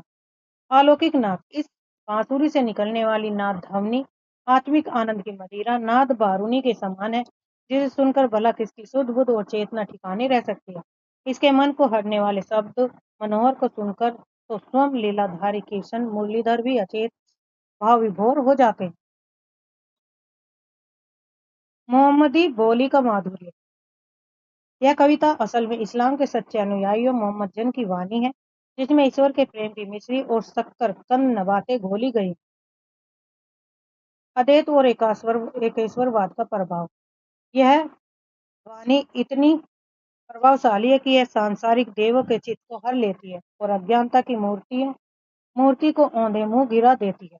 यह पाखंड के देव स्थानों, देवहरा और खोखली रूढ़ियों के संज्ञान की रीतों को मिटाकर केवल एक ईश्वर अल्लाह की सत्ता स्थापित करती है। वर्वे का अर्थ। जहाँ भी सच्चे मुसलमान के मुख से ऐसी पवित्र और ईश्वरीय प्रेम की बातें निकलती है, वहाँ चारों ओर सुख और मंगल का वास हो जाता है और जीवन के सारे कष्ट क्षति नष्ट हो जाते हैं। हिंदी साहित्य का इतिहास सूफी काव्यधारा से मोक्ष है। आचार्य रामचंद्र शुक्ल के अनुसार निर्गुण उपासना भक्ति की दूसरी शाखा कौन सी है? ज्ञानेश्वरी शाखा, कृष्ण श्री शाखा, प्रेम से या रामश्री? तो राइट आंसर होगा प्रेम मार्गी सूफी शाखा। सूफी कवियों ने ईश्वर को मिलने वाले किस प्रेम का वर्णन लौकिक प्रेम के रूप में दिया है? तो अलौकिक प्रेम के रूप। मृगावती के रचयिता कुतुबन किस प्रसिद्ध चिश्ती के वंश के संत के शिष्य थे? मृगावती के रचयिता कुतुबन किस प्रसिद्ध चिश्ती वंश के संत के शिष्य थे? तो वे थे शेख बुरहान के। Option D. कुतुबन जौनपुर के किस बादशाह के आश्रित कवि थे? शेरशाह सूरी के, हुसैन शाह, सिकंदर लोदी या इब्राहिम सर्की? तो राइट आंसर होगा हुसैन शाह। मृगावती काव्य ग्रंथ का रचना काल हिजरी सन और संवत में क्या माना गया? तो ये माना गया था 909 हिजरी संवत।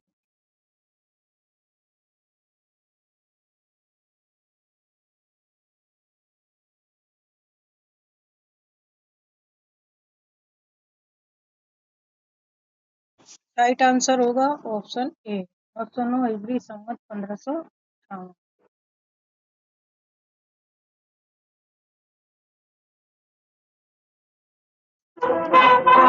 मृगावती कहानी के नायक कहाँ के राजा गणपति देव के राजकुमार थे? तो राइट आंसर होगा चंद्रनगर चंद्रगिरी के। मृगावती कथा का अंत नायक की किस प्रकार की मृत्यु से होता है? आखेट के समय हाथी से गिरकर। Option C. रुक्मणी पूनी वैसे ही मरी गई, कुलवंती सत्सो सही। यह पंक्ति किस सूफी ग्रंथ की है? तो यह है पद्मावत की। Option A. सूफी कवि मंजन की प्रसिद्ध रचना मधुमालती में कितनी चौपाई और धारियों के बाद एक दोहे का क्रम था? तो राइट आंसर होगा 5। मधुमालती कथा के नायक मनोहर कहाँ के राजा सूरजभान के पुत्र थे? तो कनेसर नगर के। Option A. मधुमालती को उसकी माता रूपमंजरी ने मनोहर का प्रेम न छोड़ने पर क्या बन जाने का श्राप दिया था? पक्षी बन जाने का श्राप दिया था। मधुमालती कथा में उपनायक और उपनायिका के रूप में किन पात्रों की योजना? तारा, चंद और प्रेमा। Option B. रतन की सागर सागरी, गज मोती गज कोई, चंदन के बन बन उपजे, विरह के तन तन होई। यह प्रसिद्ध विरह वर्णन किस कवि का है? तो रतन सेन थे, पद्मावत और जायसी नाटक। Option A. मलिक मोहम्मद जायसी ने अपने ग्रंथ पद्मावत में अपने से पूर्व लिखे गए किन 4 काव्यों का उल्लेख किया था? मुग्धावती, मृगावती और मधुमालती, प्रेमावती। Option A. इन 4 का जिक्र किया। जैन कवि बनारसी दास ने अपने आत्मचरित अधकथानक में किन 2 सूफी पोथियों को घर बैठे पढ़ने का उल्लेख किया? तो ये था मृगावती और मधुमालती। Option B. दक्षिण के शायर नसरती ने संवत 1700 में मधुमालती के आधार पर दक्षिणी उर्दू में किस नाम से प्रेम कहानी लिखी? यूसुफ जुलेखा। Option B. जायसी की किस पुस्तक में बाबर बादशाह की प्रशंसा है? कयामत, प्रलय का वर्णन किया गया है। आखिरी कलाम।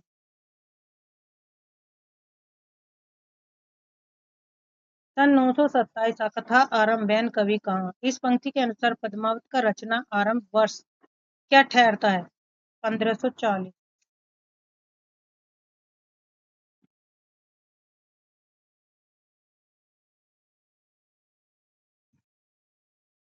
जायसी की उस लघु पुस्तक का नाम बताइए जिसमें देवनागरी वर्णमाला के एक एक अक्षर को लेकर सिद्धांत संबंधी तत्व कहे गए हैं। अखरावट में। राइट आंसर होगा अखरावट।